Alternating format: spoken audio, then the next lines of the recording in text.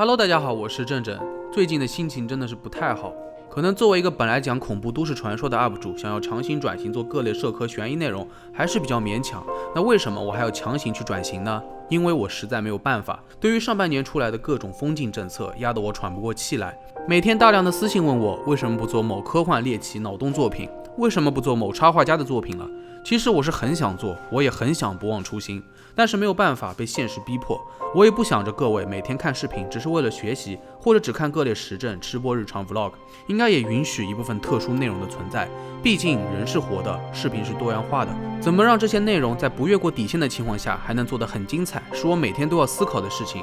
所以在这之后，我也会慢慢回归 Trevor Henderson 的一系列故事作品，我都会当做都市传说来给大家讲，希望大家喜欢。那么本期我们来讲一下道路杀手之神究竟是谁。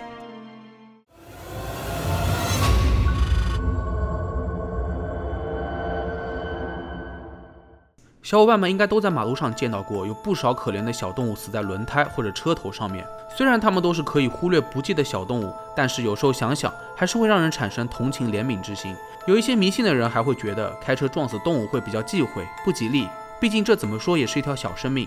然而作为正常驾驶的司机，遇到这样的紧急时刻，就算内心不想撞任何物体甚至动物，紧急变道也会是头号选择。但是这样很容易就会产生交通事故。虽然说人命更重要，但是对于被撞死的小动物，我们还是要出于人道主义关怀。所以有一种生物就在这个时候出现了，它的名字叫做 God of Roadkill， 人送外号道路杀手之神。作为一个复仇的神灵，他的目的就是为了死去的小动物。那他究竟会做出什么可怕的事情呢？我们先来观察一下这是个怎么样的生物。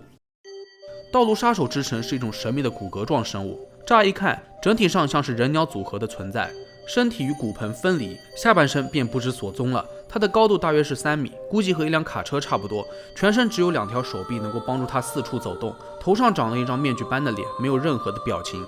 尖尖的喙和4只眼睛都像是画上去的，给人一种非常怪异的感觉。而从它整个外形来看，道路杀手之神看起来像是被撕掉了皮肤，只剩下骨头和残肉。这个生物首次亮相是在2019年的5月21日 Trevor 把他的照片发布在了网上。目前来说，道路杀手之神存在的真正目的并不清楚，但是根据 Trevor 的描述，我们只能知道他是一个报复心极强的神灵，他会报复那些有意或者无意撞死小动物的司机。但同时他也是上帝般的存在，因为他会真心实意地为那些死去的小动物而难过，也会把他们的灵魂带到世界的另外一边。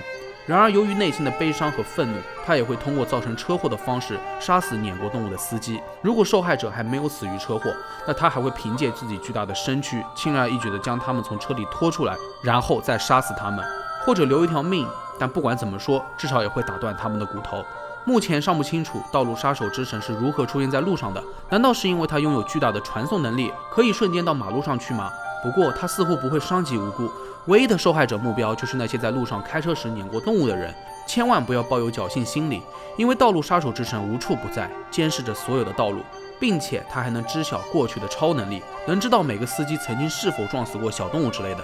其实从外表来看，道路杀手之神和 Trevor 创造的另外一个生物很像，它的名字叫做人体模特。这个生物身高有2.13米，皮肤呈棕褐色，头部有4个眼睛，这一点和道路杀手之神很相似。人体模特除了具有较长的头部和身体之外，腿上关节处还有球体。不过作为一个合格的吃货，这真的不是偶吗？不过这也有可能是哪吒。总之，人体模特的身体很不寻常，除了身体上有许多线条，他的眼睛还可以绕其头部旋转360度，可能这是他作为守护神的一大优势吧。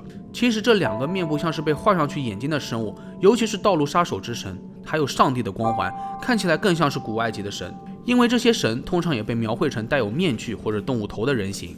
Trevor 曾经说过，道路杀手之神总是充满了悲伤和愤怒，大概是因为世界各地不断发生的道路交通事故。换个角度来思考，小动物被高速行驶的汽车撞击后，基本上被丢在路边奄奄一息。然而在这之后还有可能经历第2次、第3次碾压，可能还要等到第2天环卫工人前来清扫才得以安息。看到这里，可能有小伙伴会说司机很没有人性，但是站在司机的角度来考虑，自身的安全是最重要的。毕竟紧急变道，车子很容易失控，再加上人一慌乱，后果就会不堪设想。不知道小伙伴们有没有目睹过车子撞死动物的场景？我曾经就在路上看到过，有一只小狗被车撞了，司机丝毫没有减速，就直接扬长而去。小狗的主人在地上哭得很伤心，后来也不知道有没有救回来。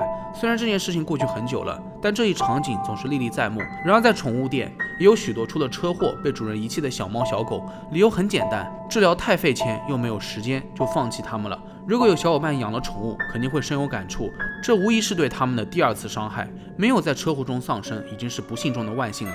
但是他们还要经历主人的遗弃，这才是真正的痛苦和孤独。如果真的关心爱护宠物，不如做到不遗弃它们。过马路的时候也要务必牢牢地牵住，千万不要高估动物的智商。虽然这位道路杀手之神只是 Travel 创造的恐怖生物，但是我倒是希望它真实的存在，因为它存在的意义不再是解决掉那些撞死动物的人，而是让那些遭受如此可怕经历的动物能够好好安息，让失去宠物的主人能够得到宽慰，同时也让目睹过这可怕场景的人都能够回归到平静的生活。或许这才是上帝的意义吧。那么好了，本期视频到这里就结束了。希望这次回归的作品可以让曾经失去欢乐的小伙伴们能够再次得到满足。那么如果你喜欢我做的视频的话，别忘了3连和分享一下。